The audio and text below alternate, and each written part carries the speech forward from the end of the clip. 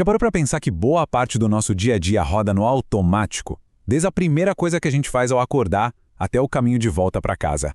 Pois é, a nossa vida é, em grande parte, governada por hábitos. E hoje a gente vai fundo na ciência por trás deles, usando como nosso guia o best-seller do Charles Duhigg, O Poder do Hábito.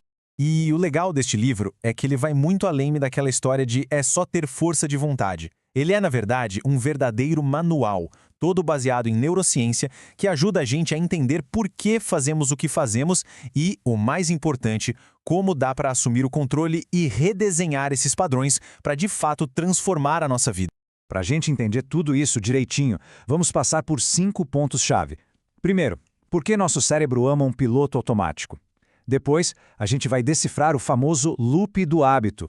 Em seguida, vamos revelar a regra de ouro para conseguir mudar, quais são os ingredientes que aceleram essa transformação e, no final, um plano prático para começar hoje mesmo. Beleza, então vamos começar pelo começo. Por que os hábitos sequer existem? A resposta em uma palavra é eficiência. O nosso cérebro está o tempo todo buscando um jeito de economizar energia. E transformar um monte de ações numa rotina automática é a estratégia mais genial que ele encontrou para fazer isso. É pura otimização neurológica.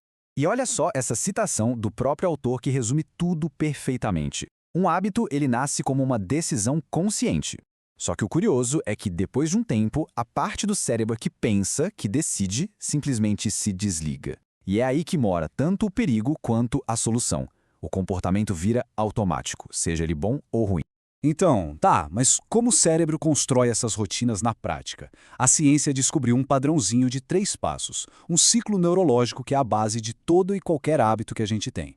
Vamos entender cada pecinha desse quebra-cabeça. Tudo sempre começa com a deixa. Pensa nela como o gatilho. Pode ser qualquer coisa, de verdade. Um lugar específico, um horário do dia, um sentimento, estar perto de certas pessoas ou até uma ação que a gente acabou de fazer. É basicamente o botão de play que aciona o hábito. Apertou o play? Aí entra a rotina. Esse é o comportamento em si, a ação. Pode ser algo físico, tipo pegar um chocolate, algo mental, como começar a se preocupar com alguma coisa, ou até emocional, como sentir uma onda de nervosismo. É essa parte que a gente geralmente quer analisar e, quem sabe, mudar. E para fechar o ciclo, vem a recompensa. É ela que amarra tudo. A recompensa é o que ensina para o nosso cérebro que aquela rotina valeu a pena e que deve ser lembrada. É aquela sensação de prazer, de alívio ou de satisfação que faz o cérebro pensar: opa, isso foi bom, da próxima vez que aquele gatilho aparecer, vamos fazer isso de novo. E é aqui que a mágica ou a armadilha acontece. A deixa dispara a rotina para a gente conseguir a recompensa. Com o tempo, essa conexão fica tão forte, tão automática, que só de ver a deixa, o cérebro já começa a sentir um desejo enorme pela recompensa. É isso que bota o comportamento no piloto automático. Esse ciclo é o verdadeiro motor de todos os nossos hábitos. Certo. Agora que a gente já entendeu como os hábitos são formados, vem a pergunta de $1 milhão. Como é que a gente muda isso? E o livro nos dá uma estratégia central que é surpreendentemente simples, mas muito poderosa para reprogramar qualquer padrão.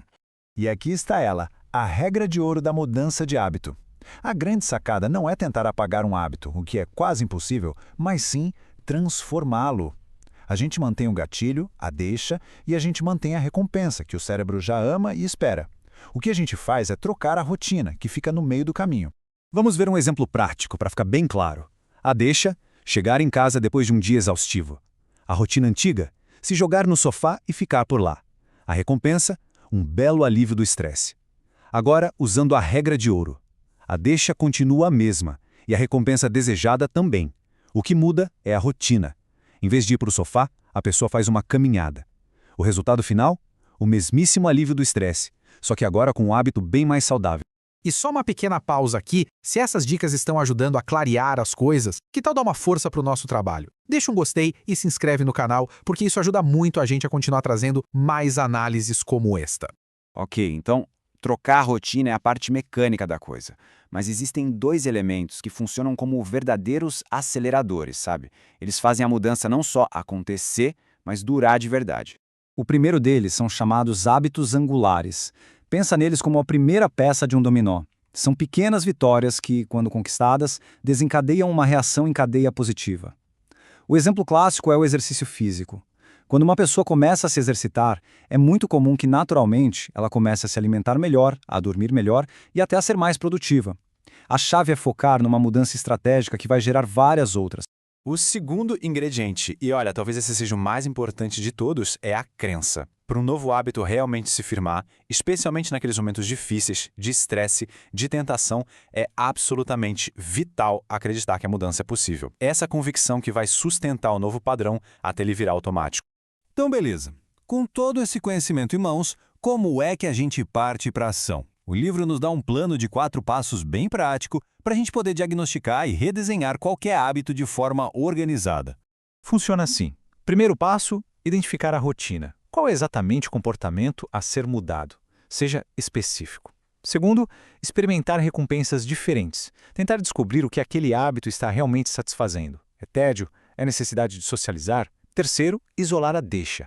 Por alguns dias, sempre que o hábito acontecer, anote onde, que horas, qual o estado emocional, quem está por perto e qual foi a última ação.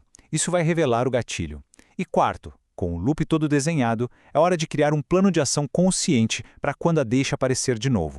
E no fim das contas, o ponto central é este. Entender como os hábitos funcionam nos dá um poder imenso, mas também uma responsabilidade. Nos dá a liberdade de olhar para os nossos padrões e escolher quais deles a gente quer manter e quais a gente quer transformar. A escolha e o trabalho de reconstrução estão nas nossas mãos. Muito obrigado por terem acompanhado a gente até aqui nesta análise sobre o poder do hábito. A pergunta que fica no ar é, com essas ferramentas todas, qual seria o primeiro hábito que alguém poderia começar a redesenhar a partir de hoje? Deixem as ideias e os planos aqui nos comentários. A gente se vê na próxima.